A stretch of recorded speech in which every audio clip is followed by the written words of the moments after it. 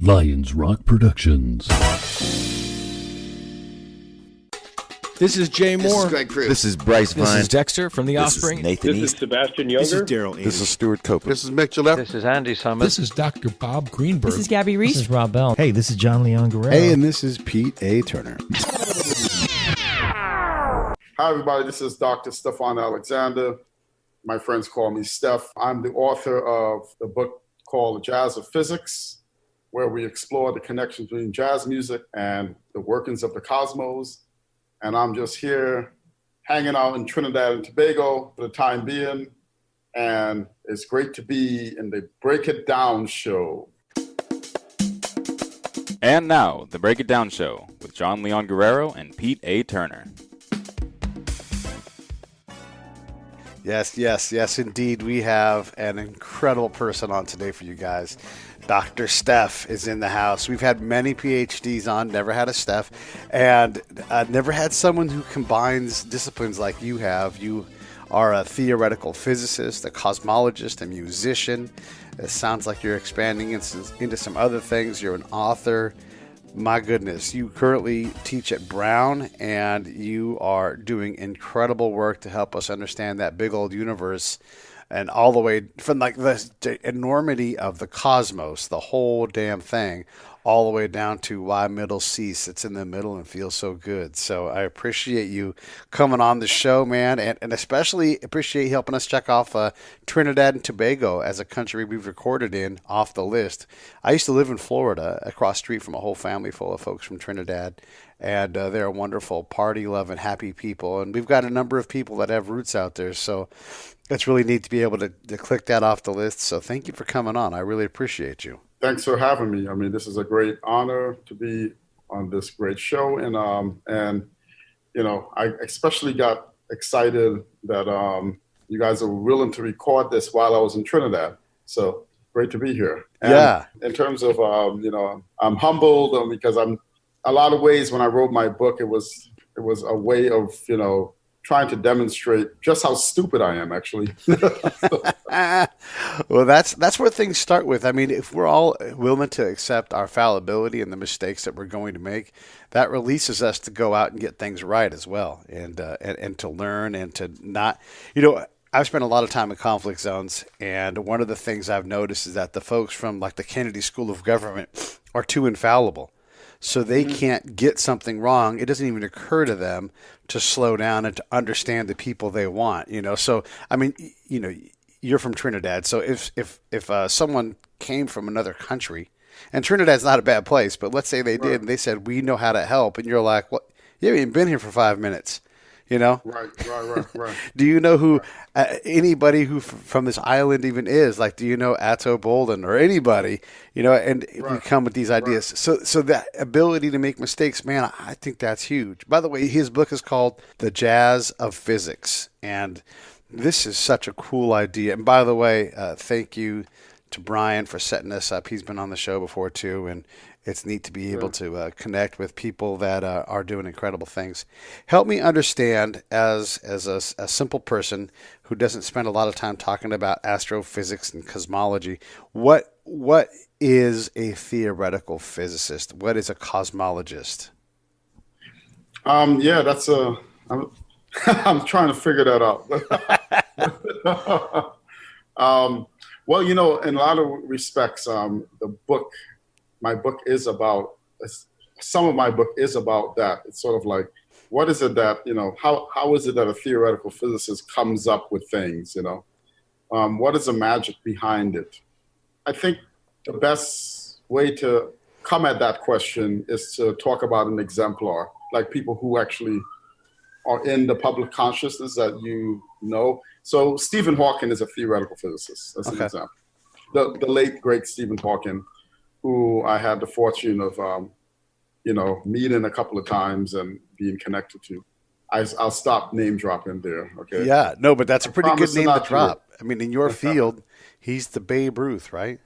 Yeah, he's a Babe Ruth, that's right. And so, you know, one of the things that we try to do is that we look, theoretical physics is a part of physics, which is, at the end of the day, an experimental science.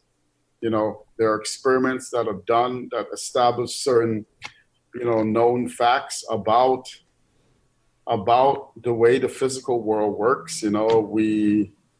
Planets go around stars, like our planet goes around the sun, and we see patterns, when we look at this data. And like part of what we try to do as theoretical physicists is to try to come up with the simplest, and I would like to say the dumbest explanations that economizes basically so in other words, when we look at like planets going around a sun, we would like to have one theory that could explain the now billions of planets we see going around stars. We would like to know that there is just one theory that explains all of that. So, and that theory is called Kepler's law, for example. So that one law, it's actually 3 laws, explains all of that diversity of phenomenon. So the name of the game in theoretical physics, part of what we try to do is to, understand many different things with the power of the simplest explanation. That's at least what we try to do. Although these days we find ourselves hitting a wall when it comes to that program, which has worked really well over the last century. And while I say that, let me say that, the thing that I think that I'm proudest of as a theoretical physicist is our theory called quantum mechanics. That we have this very weird theory, and it explains all the known microscopic phenomenon of the atom and all that stuff to the point where we can, create technology such as our computer and our cell phone. I was reading the news the other day about that paper that answers the Fermi Paradox and basically saying that, hey, we're alone out here. It seems like, given the, I don't know how you would even say this. I'm going to try to say this. The complexity of not just a multivariate equation, but an exponential multivariate equation. That seems like a pretty bold thing to say that we're alone. I'm positive there's math that supports it and everything else, but what are your thoughts? When you saw that paper come out, what did you think in terms of their answer? Why don't you remind us of that paper and sure. what the paper was saying? Let me give you a chance. Yeah, I kind of threw something at you. So there's a paper that just was released, and it basically, so the Fermi Paradox derives it's a question reportedly posed by Enrico Fermi back in the 1950s at the Los Alamos National Laboratory in New Mexico. And basically, he says, where is everyone? If there's aliens out there, where are they? Why haven't we seen them? And then there's a whole equation that goes with it. And these guys went out and they basically said, there's nobody out there. There's like the time and the space and everything else. There's nobody out there. And I don't know if that. I wish I had a better answer for you in terms of what it is. But that was the news. I don't know, into June, where these professors came out and said, "There's we think that we're probably alone." And of course, the numbers are, big numbers. And, the headline sells the papers. So I think that they put it at like a greater than 50% chance that there's no one else out there. But, 50%. Right. And I guess the Fermi Paradox is, let's assume that they're out there. How come they're not making themselves known to us? Right. Basically. Yeah. Right. Yeah. Right. Yeah, exactly. And I love the following answer, right? I forgot who came up with this answer. It could have been Fermi himself. And maybe one of the listeners can go and Google it and find out who came up with the answer. But I found this to be really amusing, actually. And it actually resonated with me. And it kind of puts things in context, with today. Yeah. Is one answer was, the degree to which we're interested in the sociology of ants or, bacteria is a degree to which a completely advanced civilization that is way beyond us. We're like bugs. We're not even interested in them. That's why they've not made themselves, Sure. Yeah. We would like to think that we're advanced and civilized and all that good stuff. But if a civilization has existed for, like, say, billions of years, more than we have, and did not destroy themselves, maybe we're not too interested in them. Yeah. So, Yeah. And maybe we're the most advanced, and it's just it takes, 8 billion years to get further than a couple thousand miles or 100,000 miles off of this planet. Right. Who knows? That's the other Right. thing I'm always wondering about. Like, I know that in your field, in the theoretic field, you can posit something that will get you well off the planet. But basically, once you're more than 5 miles up, you're supposed to die. A human is not supposed to exist up there. So now you're going to go a million miles. You're going to go light years or two away, or 10 light years, all through an area that you're not supposed to survive. You have to bring all your provisions with you. It gets really, in terms of our modern day science, it gets really complicated to even go to Mars and reliably survive that mission, because you're supposed to die, right? Yeah. So, And that's a vibe. I think I like that. That to me, that's a nice, that causality basically can limit one's ability to make contact. yeah. Yeah, so you could be 5 light years away, and in effect, it doesn't matter if you exist or not, because You can't communicate with the yeah, person. yeah, you can't effectively do it. Maybe you could send a small message, but it would take 10 years to reach. It would take 15 years round trip for that message. Right. And that assumes that you have a common language thing. So it becomes really complicated to do that. Well, unless you know how to speak Klingon. Yeah, or Minion. Oh yeah, Minion. We're so desperate to not be alone. We're making up people languages. But yeah, so what do you think? Like, is there a breakthrough coming, or is the universe so big and getting bigger, it's just not likely we will find anybody? That's a good question, actually. I would say that because there are a couple of things that we still don't understand. Physics is not complete. Some of us maybe have grown spoiled to all of the progress that's been made in the last decade. We saw this huge spurt in growth in terms of quantum mechanics, the Standard Model, the Higgs boson was discovered, dark energy, dark matter, but we actually don't have a complete theory that actually consistently explains why we see the things that we see. Some of these things are still anomalies. And, part of what I work on is trying to reconcile these observations, some of which are cosmological and some of which are related to how particle physics talks to cosmology. That sits in the realm of what we call theories of quantum gravity, or, grand unified theories, string theory being one version of that. And we simply, you can, if you're a skeptic, you can just say, we'll never find the answer. It can never be, we'll never get there. But, there's a part of me that, I think Albert Einstein says it right. If we knew what we were talking about, we wouldn't call it research. Yeah. And the other thing is inevitably, if you're in the workshop, and this is a common theme on this show, and you're putting work in towards something that's impossible. And let's be honest on what's possible. Making a movie is impossible. It's not supposed to happen. If you looked at the numbers, you would say, fuck that. I've got better things to do with my time and money. To make a hit movie where you make money is not even 1 in a million. From idea and everything else. So, but you get in there and you do things and you make mistakes because, you know that you're going to screw crap up. And then at some point, something happens. And so even if we don't find someone, we now have a couple of telescopes out in orbit that are helping us understand a lot more about our universe. I think we solved we've reduced the mystery around spooky movement at a distance. That's an Einstein question that was left unsolved. And all of these things by looking for answers at the edge of physics, like when quantum physics breaks down at the edge of a black hole at the event horizon. These are the things that you start to find out as we try to grasp what is out there and understand our own sociology. We can't even get our own sociology right. Absolutely. Let me ask you this. So as a cosmologist, you guys are you're okay. I'm going to do my best to explain what I think you guys are.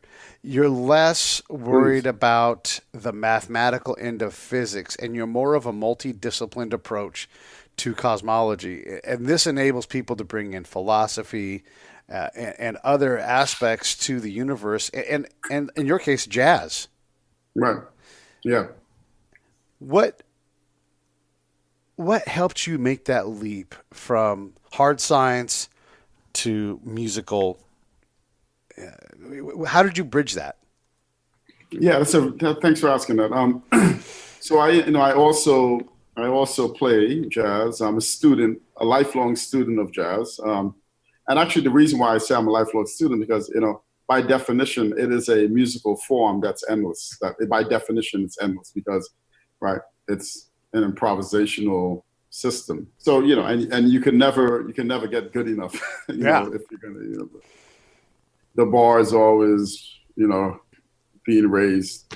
But the point, the reason why I think a lot of in cosmology, a lot of what we're searching, we're going after are ideas. A good scientist is aware of the notion of being outside the box. For some of the things that we're concerned about, dark energy, dark matter, what ignited the Big Bang, these kind of questions definitely requires ideas outside the box. But at the same time, there is a balance that needs to happen as well, which is let's say you get lucky and you have a good idea, you have to know how to take that and formulate that idea in the language, okay, of physics or the math, let's say math, physics, whatever. I mean, that's a language that we speak in physics is math. And in other words, we definitely don't want to throw the baby out with the bathwater. There's a lot of this physics and cosmology that that is consistent with the data, all right, is well understood. It's stuff that we know works here on Earth, and we extrapolate it to the rest of the universe. And what happens is that we see that there's some tension between what we're seeing out there in the universe and the physics that we understand well.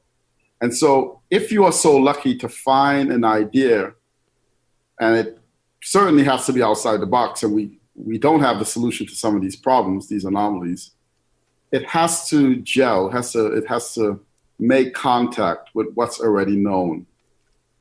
The jazz analogy is a good one because in jazz improvisation, right, part of what you're doing is in an improvisation is you are, in real time searching, you're improvising, you're making things up. And you're not too concerned, well, not everybody is, but like if you're in that state of improvisation, you're going to make a mistake. Yeah. And as Miles Davis said, you should accept that you're going to make a mistake. It's how you fall, right? Yeah. So it's like being an acrobat. If you're going to make a mistake as you're flipping in the air, but if you fall right, okay, then that falling right is how you make contact with the known laws of physics. The physics I do is I deliberately will try to, I don't have a problem saying and thinking stupid thoughts or making mistakes because I have enough trust in if I stumble on something and it happens to be interesting, right? I'm not going to let my fear for sounding stupid or being stupid prevent me from exploring an idea, no matter how silly it is, because you never know. The important thing is that I have like a jazz musician, you have a strong enough skill set. You know your instrument well enough. Your technique is strong enough so that you can instantiate that idea in a way that might be meaningful. Yeah. Right? So, it's important to have to know the physics, your skill set well enough, but to not be limited by it. And that's kind of where this idea of improvisation and embracing mistake comes in. So that's kind of what my book explores as well. But it's filled with a lot of stories of that and physicists that were that way and that kind of stuff. And just for you, everybody, so you know, we're talking to Stephon Alexander, a doctor, and he is from Brown University. His website is stephonalexander.org, and you can also grab his attention on Twitter at Steph STEM, and he will definitely talk to you. So, okay, I want to get back into this idea of improvisation and the conversation that jazz is, and that kind of a mindset. So then we take this and we go, all right, let's we throw down a bass line. We got a guy with the horn. We're all going to take our turns. You just took your turn, and so I'm going to say how we have to be prepared for what's not possible, and then work our way back towards the possible in these jazz conversations about the cosmos. So it's impossible to have a gold-based life form on this planet, at least so far. But maybe you get to another planet and there is a helium-based life that's intelligent, or gold, or any other elements. Am I too far off, playing too sour of a note, or is that kind of what you're talking about where, well, what is possible? Yeah, good. That's a very good point, because of course I use jazz music as an analogy in my book, because that's what I'm most familiar with. And but the important thing there is improvisation, which is a key element in jazz. But let's look at improvisational comedy. I have a friend that does that. He tells me that one of the things you do in improvisational comedy is that you never, you go along with what, if someone says, the banana's flying like a jet, you go with that. Yeah, it's flying like a jet and just shot like, an M16, with a rat flying it, whatever. And so you go with it. And I think that, when one interesting insight I made as in my book was just that I discovered that physicists, theoretical physicists, when we get together and we are engaged in research and in conversation, right? It starts looking like group improvisation. If you're part of that group, if you're part of that conversation and we're working on a problem and you say something about go, my whole point is to not say, oh, you're an idiot for saying that. Right. But it would be something like, well, that's an interesting point, but you know what? Like, if it is made of gold, what's the entropy, of gold, and what's the information, what's the configuration space of the gold atom compared to, what's a substrate through which it does? Because water is a good thing because it really facilitates certain organic bonding, with amino acids, So do we have something similar to the gold situation? And then I throw it back at you. Yeah. Right. And then it gets you thinking. And that's kind of like the whole group improvisation thing. It does make me think, because I think, then someone else throws back and says, well, maybe not gold, but we know that when we use tin, and I'm just making all this up, audience, tin does actually respond better at a lower temperature than gold. So gold would have to be at whatever its melting point is to get something that was fluid enough or malleable enough to withstand movement that a intelligent form. And so next thing you know, you're talking about tin, and then you're like, well, how about an alloy? Like an alloy-based life form. So exactly, and guess what happens? What the end product of this conversation, which may take a couple of weeks, a couple of months, might end up actually looking nothing like the original question that was asked. But definitely, what usually ends up happening is that you discover something completely different that you once you didn't think you didn't think about originally, and it ends up being a publishable work. A lot of my projects that are published in peer-reviewed journals, like top journals sometimes, start off with something that it was not originally.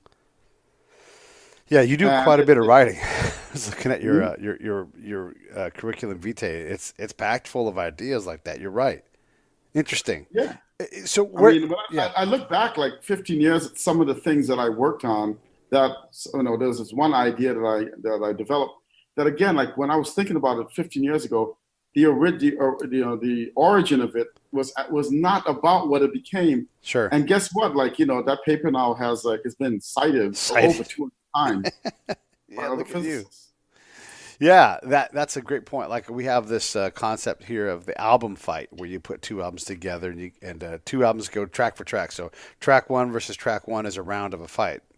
And that was born in the idea of discovering where a great album, like what was the entry point? And we use like Bruce Lee's Tower of Death, like what's the first guy you got to fight to get past to be a great album. And in this case, we were proposing that it was Huey Lewis and the News Sports, because there's 5 legitimate hits, maybe even 6 if you want to go far enough down the charts.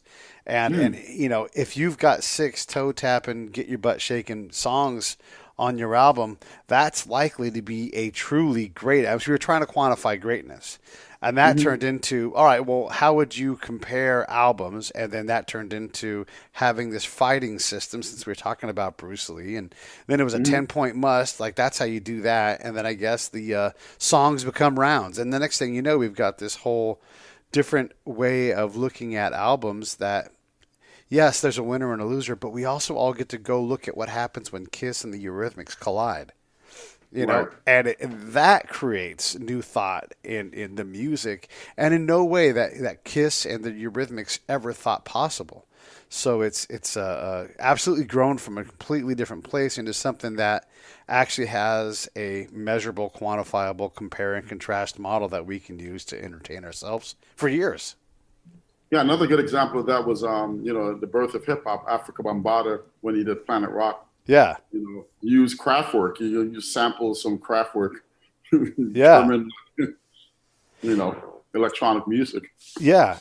And Kraftwerk, gosh, those guys are so influential in so many different kinds of music. I can't wait for the day when they get it inducted into the Rock and Roll Hall of Fame, just on the strength They totally should. Yeah, they are it. Like, they provided all new colors and everything.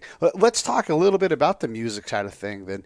When you hear music, what stands out to you these days in terms of, this is something that I need to pay attention to? Because obviously, you're an adult. You've got to write papers.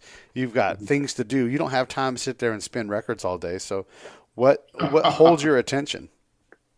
That's a good question. I mean, it's changed, definitely. It's definitely changed. I was one of these jazz heads. I was into like all this.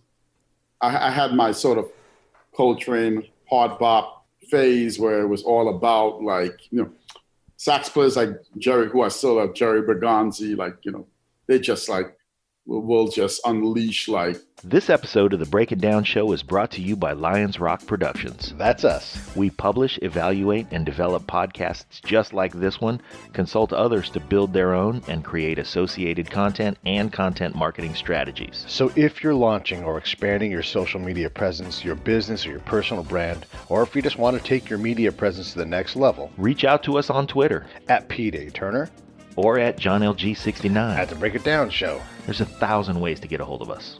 Now enjoy the show. Sax players like Jerry, who I still love, Jerry Bergonzi, they just will just unleash so many notes in a split second, that kind of stuff. These days, I really get into beautiful, simple melodies. And just yesterday, I was actually listening to Franz Liszt. Oh, no kidding. Okay. Yeah.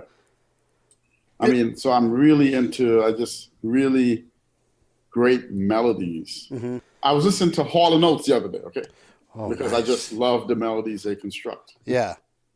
What about Hall & Oates? Is it? I mean, absolutely. Daryl Hall puts his mind to work on a song, and then he brings it to John. And those guys are going to find something that resonates with people. What is it that resonates with you? Ooh,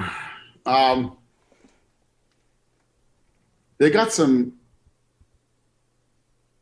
I mean, the other day I was listening. I just think that there's certain hooks in their melody that just hits you. Yeah. I mean, I just think they just have these amazing hooks and. Yeah. Well, yeah. How about you? What do you like about?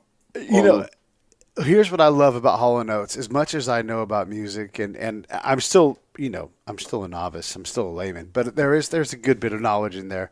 I can always find new things because I am always thinking about what makes this sound good. At what point is this funk?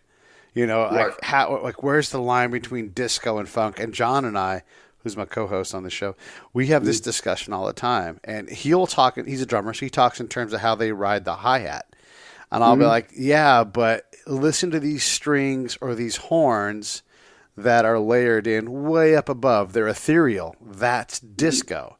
And then he's like, God damn it, yeah. And I'm like, but I don't hear the funk drums. And so he'll teach me the funk. So we'll have this whole conversation. And then I'll take my newly tuned ear and I'll go listen to Maneater. And then this is what I found a couple years ago.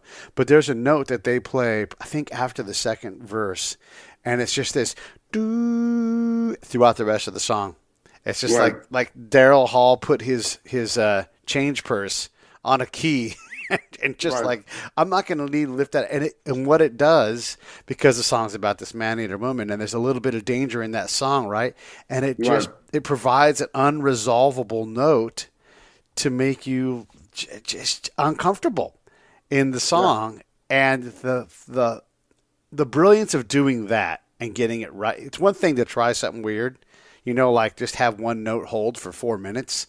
But it's another thing to make it work within that song and then still write a hit. Yeah, you're right. It's sort of like their melodies are catchy. You can sing along with it.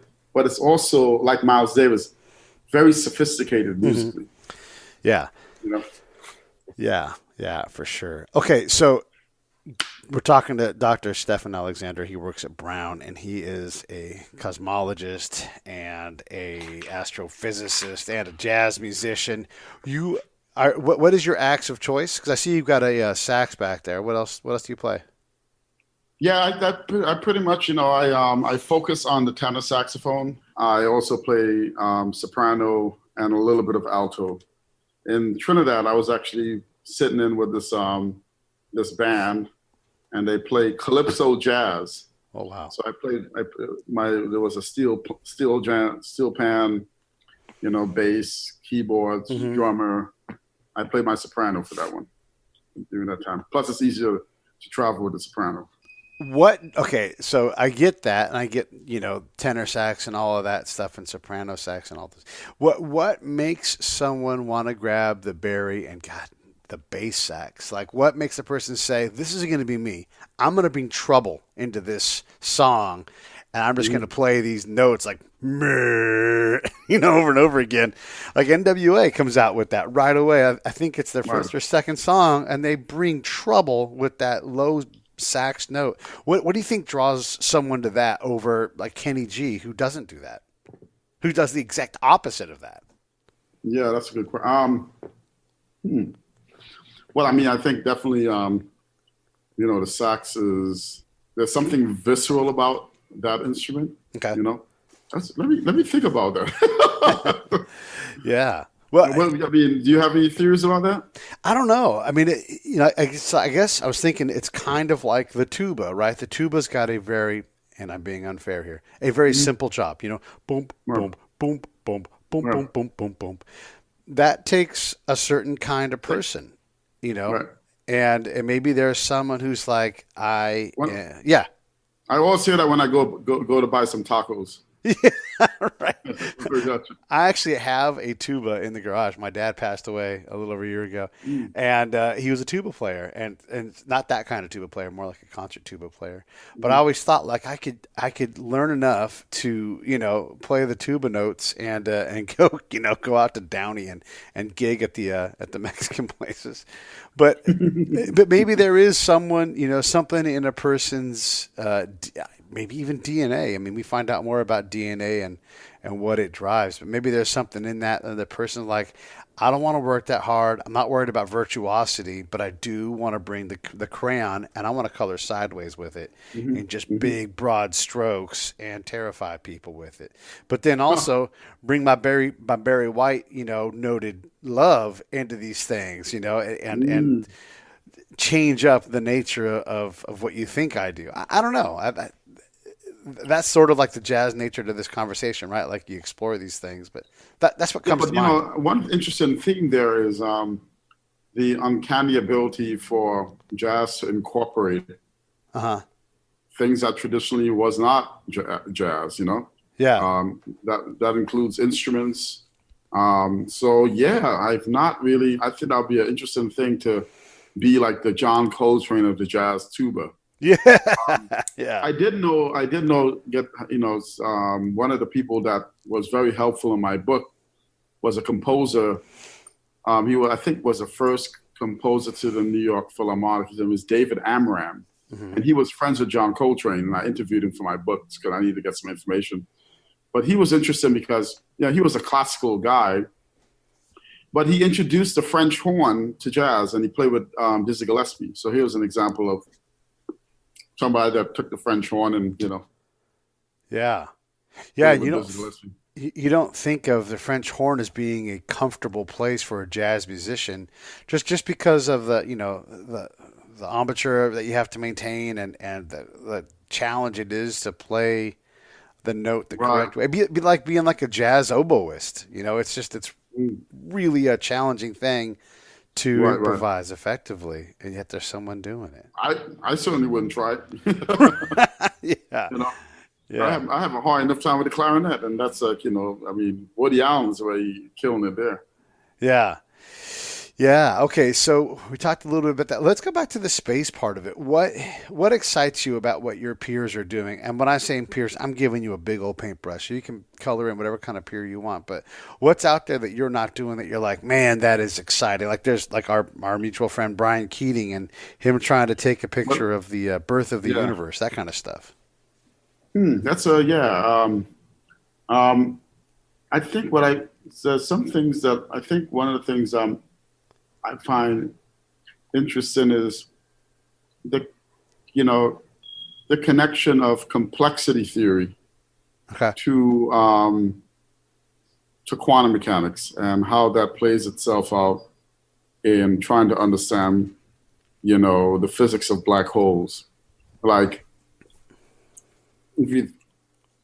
I have, again, very little feel for it because I don't know what complexity theory is. It's the word scares me. Like, the theories I work on are complex enough, and But the basic point is that you have fields being applied to things that we never thought.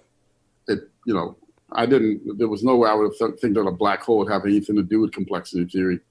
It's a simple object, it's very massive object that's spherically symmetric. That's not too complex, right? Mm-hmm. That's,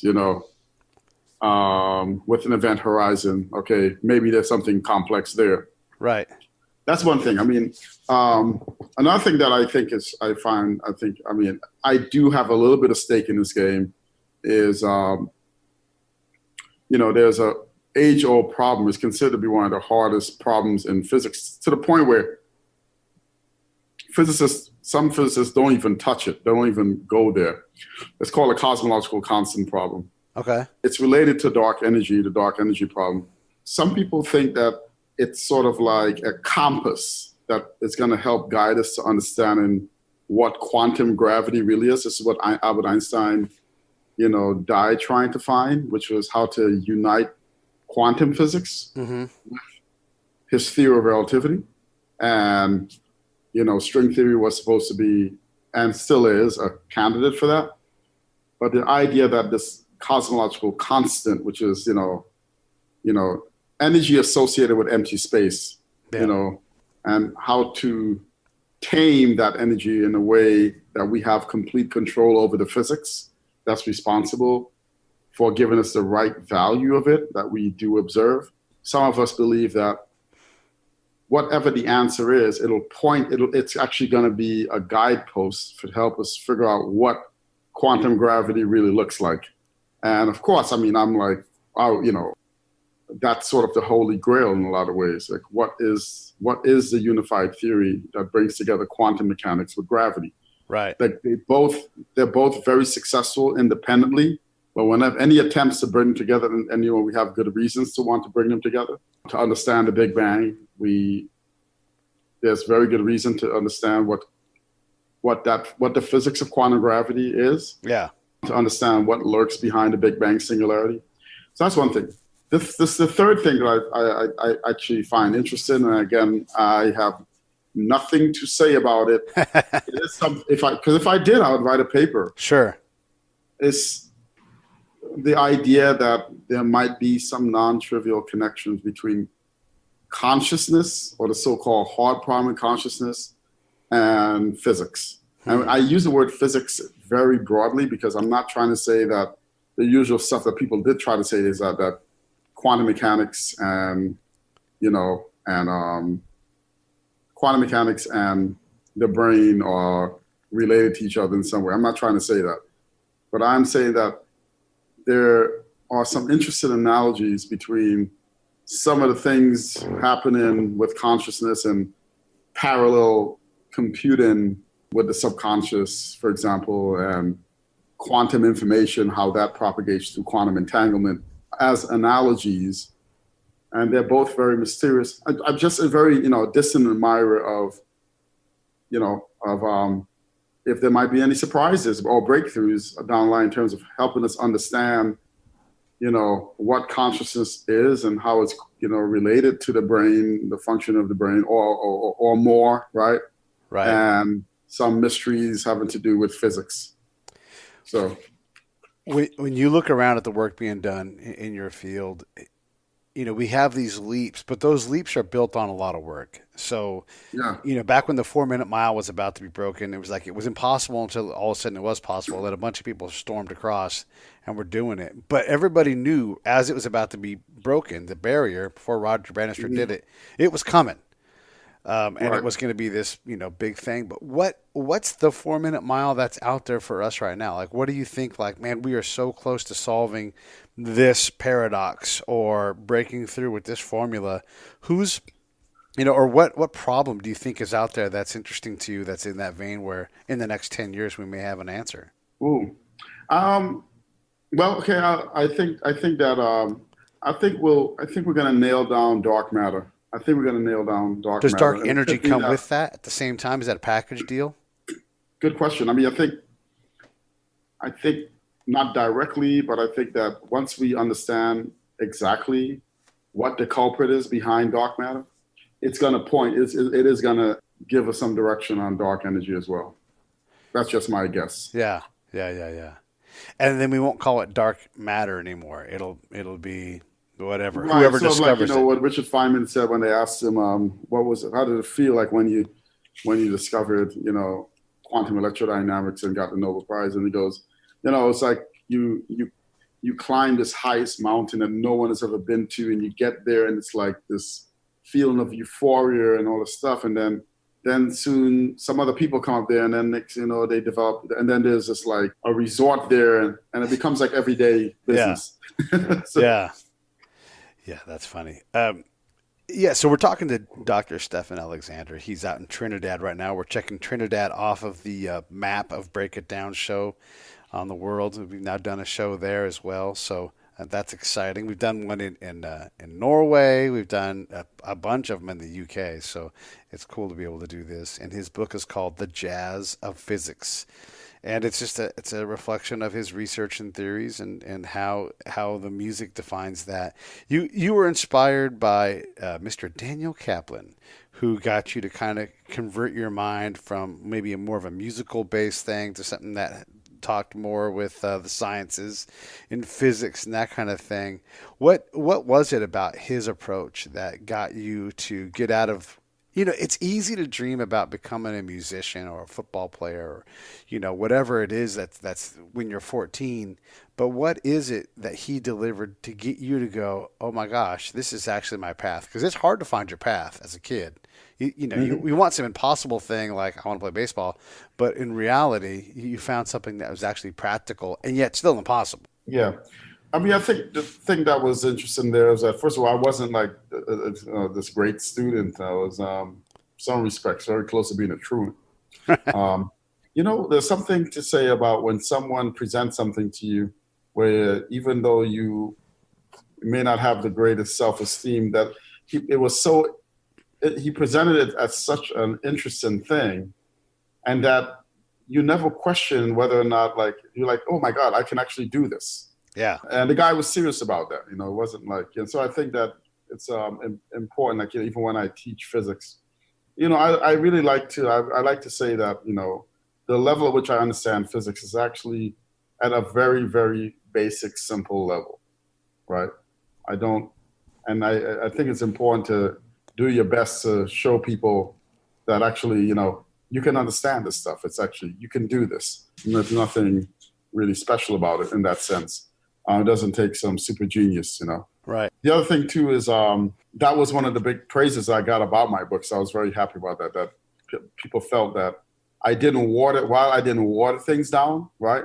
The book wasn't condescending. It was not condescending. Yeah. And people felt like I was able to explain things very clearly. So to me, that was that's what I was, that's all I cared about. Yeah. I mean, that's sort of what, well, all of like the media-based science guys, Neil deGrasse Tyson, all these guys make the science accessible for those of us that, can quickly get lost. Like I'm reading a thing on you here, and there's plenty, and I fancy myself a bit of a smart guy, and and it's quickly outpacing my vocabulary, and I don't know who Plabansky was or Ashtekar or the Lorentz group, but these are all things that are fairly normal in your thing. So to be able to take that and make it accessible, man, that's a cool thing. I'm going to go back to music again. I want to ask you another question about that. Is music, what is your thought on this? Is music a universal life medium? So if there is life on planet XR 1512 or whatever, in this galaxy, is music present there? Yeah, I think music is present.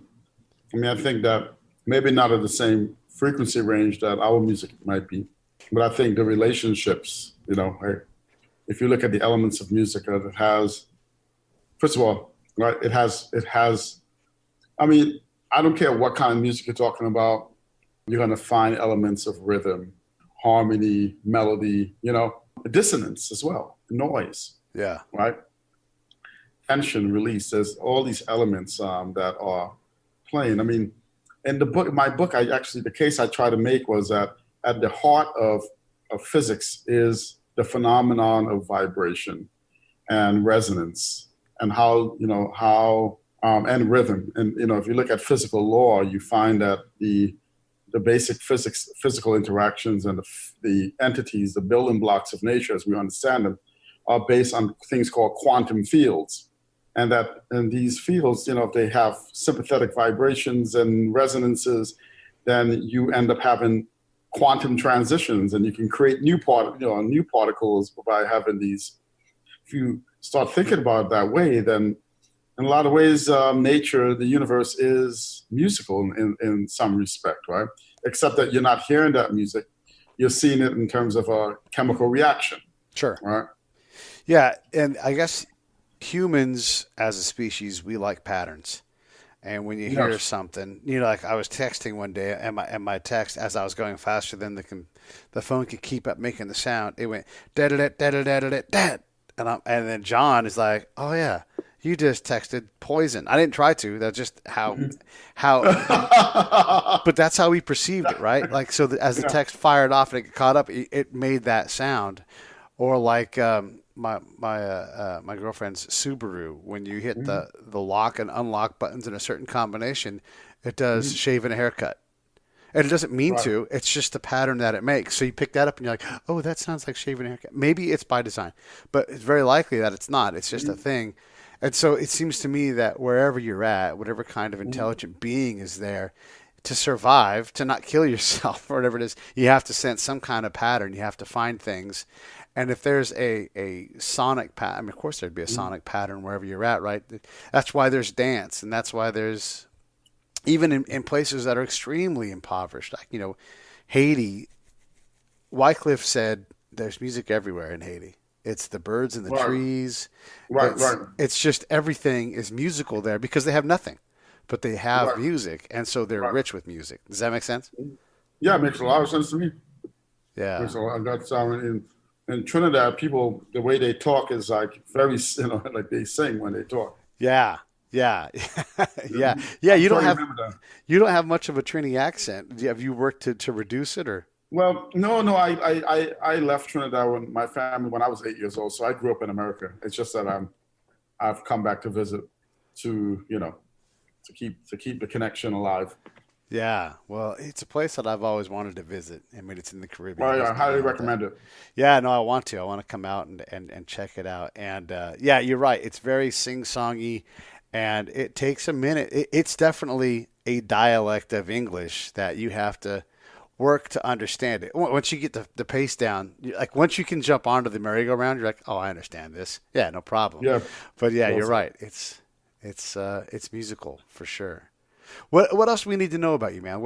Obviously we want to have you come back on because it's fascinating what you're doing. I want to learn more about quantum field theory and all of those things. But yeah, what else do we need to know about? I'm working on my second book, and that book is going to explore actually my reflections on. It's kind of like a spin-off of, on A Brief History of Time. Okay. Stephen Hawking's book, where he basically, every chapter is, he picks a topic of something that's important and unresolved.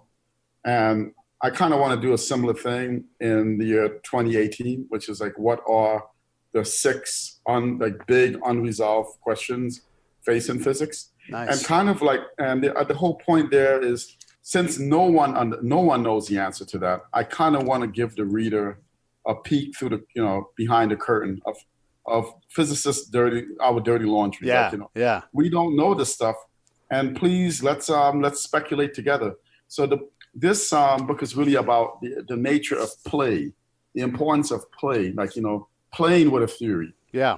And seeing what comes out of it. And so it's going to be very much a demonstration of how some physicists, how we do theory.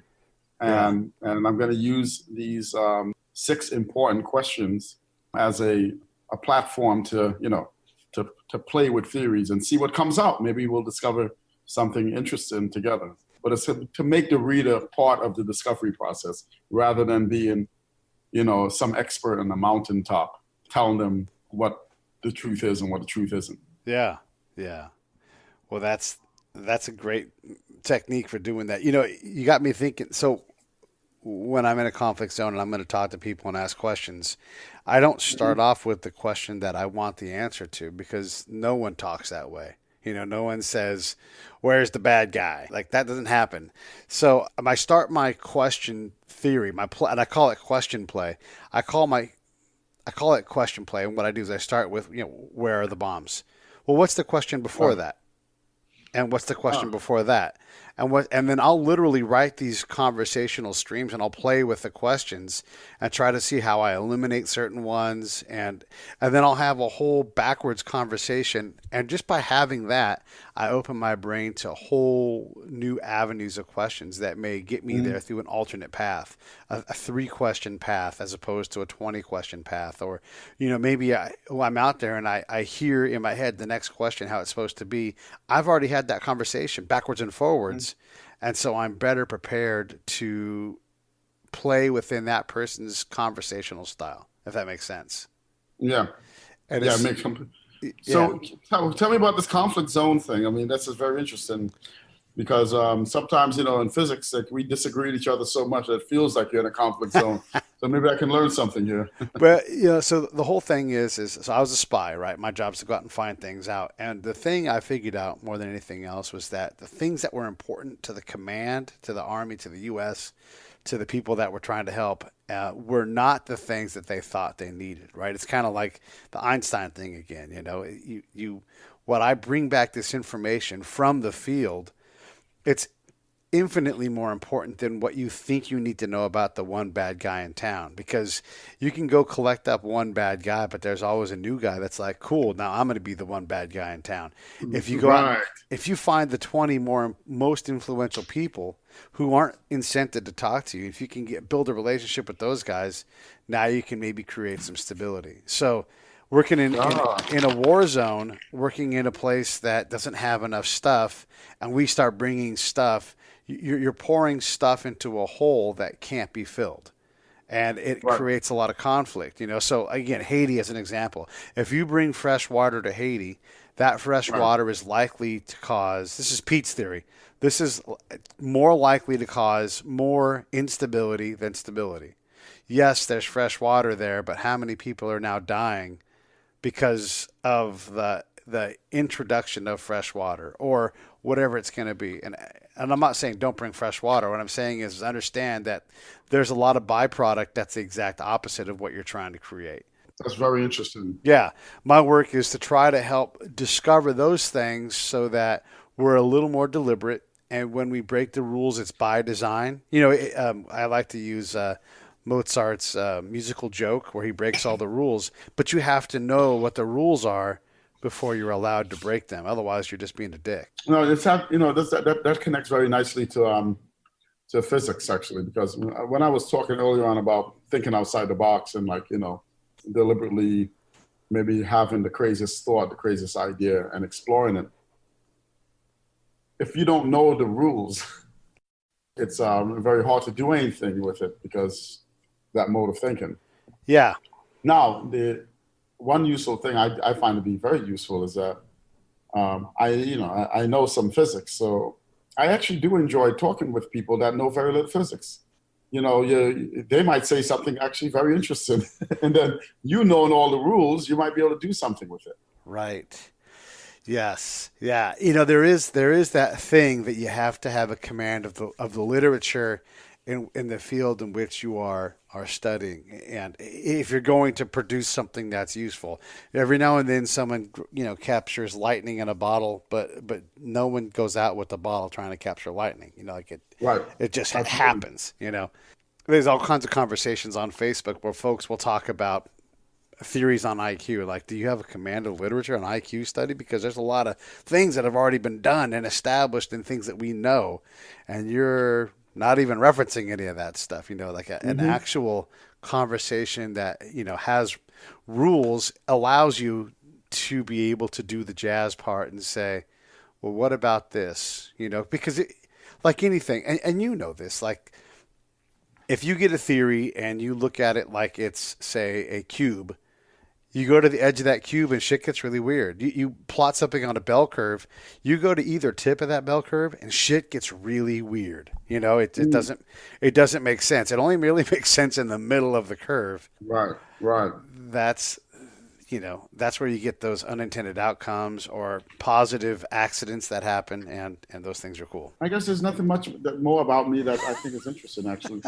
Well, I doubt that, but we are at the end of our hour, and you're on vacation. Oh, good. I'm saved by the bell. Yeah, you're saved by the bell. So a couple of things. Everybody should definitely go check out. By the bell curve, rather. By the bell curve. It's exactly. You brought it home. You brought it home nicely. Yeah, so everybody should check out Dr. Stephon Alexander's work. You can see his work at stephonalexander.org. Just exactly how you'd want to spell that is how you spell it. And then on Twitter, you can find him at Steph Stem, like STEM, Steph Stem. And he will absolutely talk to you and everything. He wants to be part of the conversation. You can hear him. He's a jazz musician trying to find someone to play the keys or play whatever it is your axe of choice is, and get him to a place where we're all talking about a conversation that's cool and pushing our understanding of things. A big thanks to Dr. Brian Keating from UCSD because he set us up, and I appreciate that. These conversations are the things that make this show unique. I don't know. So you probably don't know this. Brian's a brother from another mother, and I, by the way, his book "Losing the Nobel Prize" is a real hit. Yeah, no, it's fantastic. I've actually been working my way through it. I plan to finish it when I'm up in the Sierras this week. But nice. These are the conversations that make this show unique. So today's show that went up and published is a CIA spy who was working in Iraq, particularly Ramadi, during 2006. And then the other guy I had on the show with me is a commander of Marines in Ramadi in 2006. So you have the CIA collector who's trying to help give the person, and they don't know, just the person on the ground, the people on the ground, they're trying to help them in the blind. And then you have the guy who's down there in the blind saying, I'm the guy, and I'm trying to make decisions based on the things you give me, and we're getting shot at. Here's the thing, connecting these things, having these kind of conversations about how music and astrophysics go together and cosmology, and how in the heck does philosophy belong in studying the universe? But it does matter, and the resonance fields of music and how they translate, interplanetary. Like, it's just a great exercise, and it's fascinating, and I'm hoping to have you on again and again, because it's just I love this part of the podcast game. Is you can sit back and you can have a mind exploring experience with somebody, and it's and no one got mad about Donald Trump. Yes, and maybe the next time I am working on something with Lee Smolin right now. Okay, it's a new theory that might end up being again one of the alternatives to the Big Bang. And so, I look forward to coming back and maybe talking about that. Anytime. If it works out, it's kind of insane, but at the very least, it'll serve for some really nice sci-fi. Yeah, insane's good. We want to push people because I want to be pushed, and I know there's people like me out there. So let's push. And then the other thing is, if you're down, I'd love to have you come on and do an album fight with us. It's still I love that. Yeah. Oh man, now we're talking business. Yeah. Okay. All right. Well, then we'll connect on email and pick a couple of albums. But yeah, it's good, and it's a fantastic exercise. Just going back and forth between the two albums, you'll find so many things that you like. So. Well, I definitely got to talk about Cyndi Lauper. Girls Just Want to Have Fun. All right. Well, we can put Cyndi Lauper in the ring, or Madonna. Or whoever. So you remember Miles Davis did a remake of Time After Time. Oh, did he really? Yes, he did. Any lyrics, or is it all him blowing? No, just pure instrumental. Wow. It's really good. It's actually really good. I bet. And that says a lot about her writing, huh? Yeah, well, I think a lot of her writing. I don't think she's on par with Dolly Parton, but I think they're in the same neighborhood, where when Cyndi gets it right, and that I'm saying a lot about what I think of Dolly Parton. I think she's an absolute treasure. So I definitely have high regard for Cyndi Lauper's writing. I think she definitely takes us to a special place. So. Well, I look forward to talking about that. Dr. Steph. Thanks for having me on the Get Down show. This was awesome. We love you here on the Break It Down show, and we are going to have you back again soon. So everybody, Dr. Stephon Alexander, everybody, live from Trinidad.